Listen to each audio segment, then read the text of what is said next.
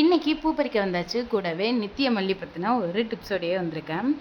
வீட்ல இருக்க செடிகள் நம்ம வாங்கி வச்சதுக்கப்புறம் அத பதியம் வச்சு, அத இன்னொரு செடியா கொண்டு வர்றப்போ நிஜமாலுமே ரொம்ப சந்தோஷமா இருக்கும். இது இவ்ளோ பெரிய செடியா இருக்கு. இதுலேருந்து பதியம் எடுக்க முடியல அப்படின்னு சொல்லிட்டு என்கிட்ட நெறைய பேர் வந்து சொன்னாங்க. இது வந்து பதியம் வச்சா வரமாட்டேங்குது அப்படின்னு சொன்னாங்க. நானும் வந்து ஒரு 3 முறை ட்ரை பண்ணியிருக்கேன். பட் அதில வந்து எனக்கு லாஸ்ட் டைம் ட்ரை பண்ணது வந்து 4 செடி சூப்பரா வளர்ந்து வந்துருந்துச்சு. ஸோ எப்படி ட்ரை பண்ணேன் அப்படின்னீங்கன்னா, நீர்ப்பதியம் நம்ம வச்சுட்டோம் அப்படின்னா செடி வந்து சூப்பராக வளர்ந்து வரும்.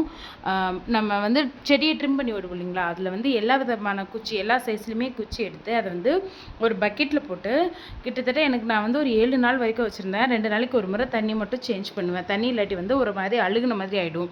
ஸோ இந்த தண்ணியை மட்டும் சேஞ்ச் பண்ணிவிட்டு ஒரு 7வது நாள் பக்கம் எடுத்திங்கன்னா குச்சும் ஃப்ரெஷ்ஷாக இருக்கணும். கூடவே வந்து கீழே அந்த கணு இருக்கு இல்லைங்களா, அதில் வந்து லைட்டாக வேர் விடுற மாதிரி இருக்கும். அந்த குச்சை எடுத்துகிட்டு வந்து தொட்டியில் பதிச்சு வச்சது தான் வந்து 4 செடியாக வந்திருக்கு எங்கள் வீட்டில். இப்போ வந்து 4மே நல்லா பூக்கிற நிலமையில வந்திருக்காங்க. ரொம்ப பெருசாகவும் இருக்காங்க. எனக்கு இப்படி இந்த நீர்ப்பதியம் வந்து செட் ஆச்சு. ஸோ நீங்களும் ஒரு முறை இந்த மாதிரி ட்ரை பண்ணி பாருங்கள். கண்டிப்பாக உங்களுக்கும் செட் ஆகும். நம்ம இன்னொரு டிப்ஸ் வீடியோவில் பார்க்கலாம். பாய்.